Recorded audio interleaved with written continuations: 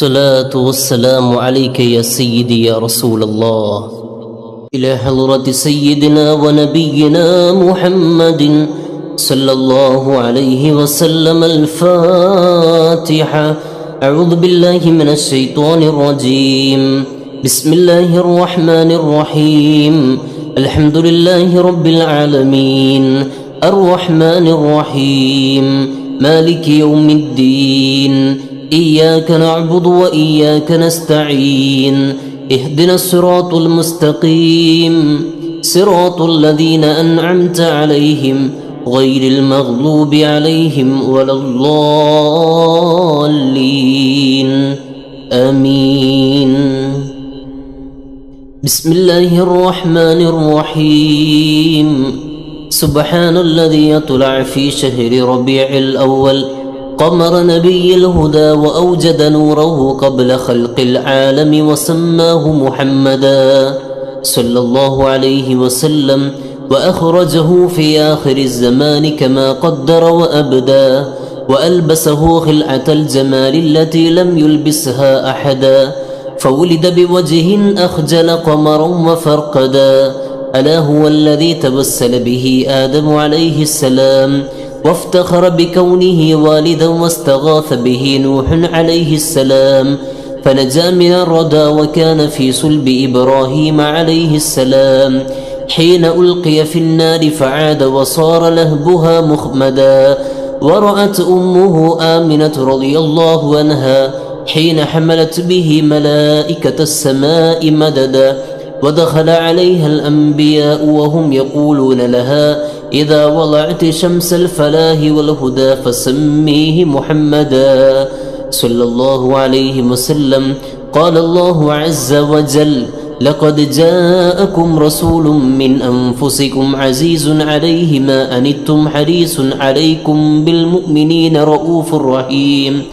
وروي عن النبي صلى الله عليه وسلم أنه قال كنت نورا بين يدي الله عز وجل قبل أن يخلق آدم عليه السلام ب1000 عام يسبح الله ذلك النور وتسبح الملائكة بتسبيحه.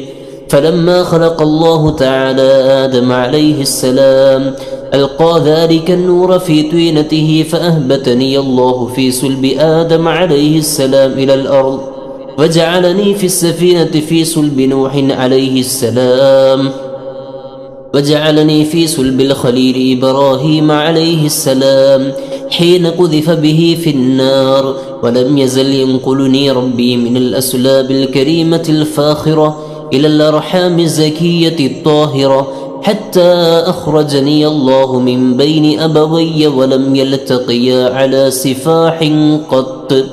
اللهم صل وسلم وبارك عليه. صلى الله على سيدنا محمد صلى الله عليه وسلم. صلى الله على سيدنا محمد صلى الله عليه وسلم. صلى الله على سيدنا محمد صلى الله عليه وسلم. أنت تطلع بيننا في الكواكب كالبدور بل وأشرف منه يا سيدي خير النبي. الصلاة على النبي والسلام على الرسول الشفيع الأبطحي والحبيب العربي. أنت أم أم أبون ما رأينا فيهما مثل حسنك قط يا سيدي خير النبي. الصلاة على النبي والسلام على الرسول الشفيع الأبطحي والحبيب العربي أنت منجينا غدا من شفاعتك الصفا من لنا مثلك يا سيدي خير النبي الصلاة على النبي والسلام على الرسول الشفيع الأبطحي والحبيب العربي ارتكبت على الخطا غير حسر وعداد لك أشكو فيه يا سيدي خير النبي الصلاة على النبي والسلام على الرسول الشفيع الأبطحي والحبيب العربي إننا نرجو إلى كأس حولك للعطاش يوم نشر كتابي يا سيدي خير النبي الصلاة على النبي والسلام على الرسول الشفيع الأبطحي والحبيب العربي الشفاعة هب لنا في القيامة مشفقا واهلنا الله يا سيدي خير النبي الصلاة على النبي والسلام على الرسول الشفيع الأبطحي والحبيب العربي الصلاة على النبي كل وقت دائما لاح نجم في السماء سيدي خير النبي الصلاة على النبي والسلام على الرسول الشفيع الأبطحي والحبيب العربي. روى كعب الأحبار رضي الله عنه لما أراد الله تعالى إظهار النور المخزون وإبراز الجوهر المكنون من عبد الله إلى بطن آمنة رضي الله عنها أطهر فتاة في العرب وذلك في ليلة الجمعة من شهر رجب أمر رضوان عليه السلام ففتح أبواب الجنان وتزينت الحور والولدان ودقت بشائر الأفراح وزهرت كواكب الصباح ونادى مناد في السماء والأرض ألا إن النور المكنون منه سيد البشر في بطن آمنة رضي الله عنها قد استقر. ولما انتقل نور نبينا محمد صلى الله عليه وسلم من عبد الله إلى بطن آمنة رضي الله عنها اهتز العرش طربا واستبشارا وزاد الكرسي هيبة ووقارا وامتلأت السماوات أنوارا وضجت الملائكة تهليلا واستغفارا فأصبحت آمنة رضي الله عنها تلك الليلة والأنوار تلوح في جبهتها المؤتمنة وأمنت به من المخاوف الكامنة وظهرت لانتقال نوره الآيات وتباشرت به جميع المخلوقات. ولما حملت به صلى الله عليه وسلم في رجب الهنا بشرت في شعبان بنيل المنى وقيل لها في رمضان لقد حملت بالمطهر من الدنس والخنا وسمعت الملائكة في شوال يبشرونها بالظفر بغاية المنى. ورأت الخليل إبراهيم عليه السلام في ذي القعدة وهو يقول لها أبشري بصاحب الأنوار والوقار والسنا. وأتاها في ذي الحجة موسى الكليم عليه السلام وأعلمها برتبة سيدنا محمد صلى الله عليه وسلم وجاهه الأسنى. وناداها في محرم جبريل عليه السلام بأن وقت ولادتها قد دنا واصطفت الملائكة منزلها في سفر فعلمت أن موعد السرور قد قرب ودنا. فلما هل ربيع الأول أضاءت الأرض والسماء وأشرقت البيت والصفا ثم لما جاء وقت الولادة وخرج منشور السعادة وجد بآمنة رضي الله عنها أمر الولادة وحان بروز شمس السعادة تلألأ الحق نورا أضاء ونشرت له في الكون أعلام الرضا وإذا بطائر أبيض قد سقط من الهوى فمر بجناحيه على بطن آمنة رضي الله عنها مسرعا فضربها المخاض ليلة الاثنين الثاني عشر من شهر ربيع الأول وولدت صبيحتها نبي الثقلين صلى الله عليه وعلى آله وسلم وعلى آله وصحبه أجمعين. اللهم صل وسلم وبارك عليه. صلى الله على سيدنا محمد صلى الله عليه وسلم. صلى الله على سيدنا محمد صلى الله عليه وسلم. صلى الله على سيدنا محمد صلى الله عليه وسلم. ولد الحبيب سيد المتعبد والنور من وجناته يتوقد جبريل نادى في منصة حسنه هذا مالح الكون هذا أحمد. يا ربي صل على النبي محمد منجي الخلائق من جهنم في غادي هذا كاحيل الطرف هذا المصطفى هذا جزيل الوصف هذا السيد هذا جميل النعت هذا المرتضى هذا مالح الوجه هذا الأوحد. يا ربي صل على النبي محمد منجي الخلائق من جهنم في غادي هذا الذي خلعت عليه ملابس ونفائس فنظيره لا يوجد. قالت ملائكة السماء بأسره ولد الحبيب ومثله لا يولد.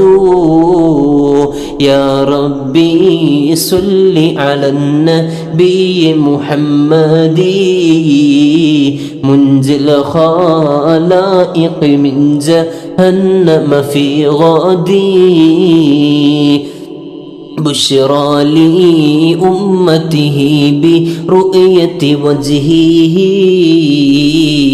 هذا هو الجاه العظيم الأزيد ولدته مختونا ومكحولا كما قد جاء في الخبر صحيح المسند.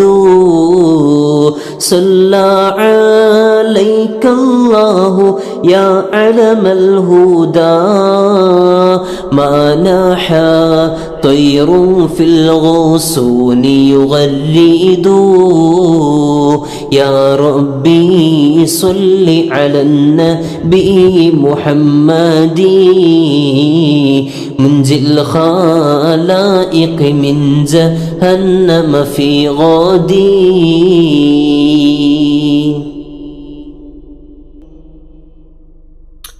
അല്ലാഹു റബ്ബുൽ ഇസ്സത്ത് നമ്മൾ ചൊല്ലിയ മൗലിദും അതുപോലെ തന്നെ സ്വലാത്തും എല്ലാം അല്ലാഹു നമ്മിൽ നിന്ന് കബൂൽ ചെയ്യുമാറാകട്ടെ. ഇതിൻ്റെ പൂർണ്ണമായ സവാബിന് നബി സല്ലല്ലാഹു അലൈഹി വസല്ലം തങ്ങളുടെ ഹളറത്തിലേക്ക് സമയം തന്നെ അല്ലാഹുവേ നീ എത്തിച്ചു കൊടുക്കണേ. അല്ലാഹ് അള്ളാഹുവെ മുത്തുനബി തങ്ങളുടെ മഹബത്ത് ഞങ്ങൾക്ക് നീ നൽകണേ റഹ്മാനെ. അള്ളാഹുവെ ഞങ്ങളുടെ മനസ്സിൽ മുത്തുനബിക്ക് നല്ല സ്ഥാനം കൊടുക്കണേ അല്ലാഹ്. അള്ളാഹുവെ ഒരുപാട് തെറ്റുകൾ ആലോചിച്ച് ചിന്തിച്ച് ഒരുപാട് തെറ്റുകൾ ചെയ്ത് ഞങ്ങളുടെ ജീവിതം വളരെ മോശമാണ് റഹ്മാനെ. അള്ളാഹുവെ ഈ മൗലിദിൻ്റെ ബറക്കത്ത് കൊണ്ട് ഞങ്ങളുടെ ജീവിതം നീ വലിയ ഖൈറിലാക്കണേ അല്ലാഹ്. അള്ളാഹുവെ സ്വാലിഹീങ്ങളിൽ ഞങ്ങൾ ഉൾപ്പെടുത്തണേ റഹ്മാനെ. നല്ല സ്വഭാവം ഞങ്ങൾക്ക് നൽകണേ അല്ലാഹ്. ചെയ്തു പോയ തെറ്റുകളൊക്കെ നീ പുറത്തു തരണേ റഹ്മാനെ.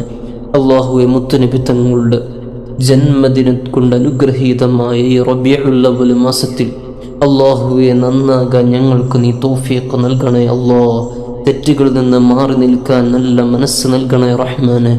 അള്ളാഹുവെ മുത്തുനബി തങ്ങളുടെ ശഫാഅത്ത് ഞങ്ങൾക്കൊക്കെ നൽകണേ അല്ലാഹ്. നീ നൽകണേ റഹ്മാനെ. അള്ളാഹു ഞങ്ങൾ ആരെയും തടയില്ല അല്ലാഹ്. അള്ളാഹുവെ മരിക്കുന്ന സമയത്ത് മുത്തുനബി തങ്ങളെ കണ്ട് മരിക്കാൻ ഞങ്ങൾക്ക് നീ തൗഫീഖ് നൽകണേ റഹ്മാനെ. അള്ളാഹുവേ നാളെ ഖബറിൽ ഒറ്റയ്ക്ക് കിടക്കുമ്പോൾ അവിടെ കൂട്ടുകാരനായി ഞങ്ങൾക്ക് മുത്തുനബി തങ്ങളെ നൽകണേ അല്ലാഹ്. അവിടുത്തെ സുഹബത്ത് ഞങ്ങൾക്ക് നൽകണേ റഹ്മാനെ.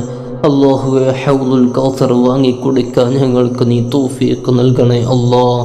അവിടുത്തെ ജിവാറിലായി ഞങ്ങളെ സ്വർഗ്ഗലോകത്ത് ഒരുമിച്ച് കൂട്ടണേ അല്ലാഹ്. ഞങ്ങളിൽ നിന്ന് മരണപ്പെട്ടു പോയവർ ഒരുപാട് ആളുകളുണ്ട്. പലരുടെയും മാതാപിതാക്കൾ, കുടുംബത്തിൽപ്പെട്ട വീട്ടിൽപ്പെട്ട ഒരുപാട് ആളുകൾ മരണപ്പെട്ടിട്ടുണ്ട് റഹ്മാനെ. എല്ലാവർക്കും മഗ്ഫിറത്ത് കൊടുക്കണേ അല്ലാഹ്. ഈ മജ്ലിസിൻ്റെ ഞങ്ങൾ ചൊല്ലിയതിൻ്റെ മിസ്ലായ സവാബിന് അവരുടെ ഹദറത്തിലേക്ക് ചേർത്തി കൊടുക്കണേ അല്ലാഹ്. അള്ളാഹുവെ അവരുടെ ഖബർ സ്വർഗമാക്കണേ റഹ്മാനെ. അള്ളാഹുവെ ഖബർ സ്വർഗമാക്കി കൊടുക്കല്ലോ. സ്വർഗത്തിലേക്കുള്ള വാതിലുകൾ തുറന്നു കൊടുക്കല്ലോ. അള്ളാഹുവെ കണ്ണെത്താ ദൂരം വിശാലമാക്കി കൊടുക്ക റഹ്മാനെ. അള്ളാഹുവെ ഒരുപാട് ആളുകൾ കടങ്ങളുള്ളവരുണ്ട്. ഈ മജ്ലിസിൻ്റെ ബറക്കത്ത് കൊണ്ട് കടങ്ങളൊക്കെ വീട്ടിൽ കൊടുക്കണേ അല്ലാഹ്. റാഹത്തിലാക്കി കൊടുക്കണേ അല്ലാഹ്. ലക്ഷങ്ങൾ കടമുള്ളവരെ കരഞ്ഞ് ദുആ ചെയ്യാൻ പറഞ്ഞവരുണ്ട്. അള്ളാഹുവെ ജോലി വളരെ കുറവാണ്, കച്ചവടം കുറവാണെന്ന് പറഞ്ഞവരുണ്ട്. അള്ളാഹുവെ എല്ലാവർക്കും നല്ല റാഹത്ത് കൊടുക്കണേ അല്ലാഹ്. നല്ല ജോലി കൊടുക്കണേ അല്ലാഹ്. തടസ്സങ്ങളൊക്കെ നീക്കി കൊടുക്കണേ റഹ്മാനെ. ഉള്ള വരുമാനത്തിൽ ബർക്കത്ത് ചെയ്യണേ അല്ലാഹ്. അള്ളാഹുവെ പലരുടെയും വീടുകളിൽ പ്രയാസമുണ്ട്, കുടുംബത്തിൽ പ്രയാസമുണ്ട്. അള്ളാഹു എല്ലാം ഈ മൗലിദിൻ്റെ ബർക്കത്ത് കൊണ്ട് റാഹത്തിലാക്കി കൊടുക്കണേ റഹ്മാനെ. മക്കളുടെ വിവാഹം പറഞ്ഞ് പ്രയാസം പറഞ്ഞ് ദുആ ചെയ്യാൻ പറഞ്ഞ സഹോദരിമാരുണ്ട്. അള്ളാഹുവെ മക്കളുടെ വിവാഹമൊക്കെ എത്രയും പെട്ടെന്ന് നടത്തി കൊടുക്കണേ റഹ്മാനെ. അള്ളാഹുവെ വിവാഹപ്രായമെത്തിയവർക്കൊക്കെ അനുയോജ്യമായ ഇണകളെ കൊടുക്കണേ അല്ലാഹ്. നിശ്ചയിച്ച വിവാഹങ്ങളൊക്കെ നല്ലതുപോലെ നടക്കാൻ നീ തൗഫീഖ് നൽകണേ റഹ്മാനെ.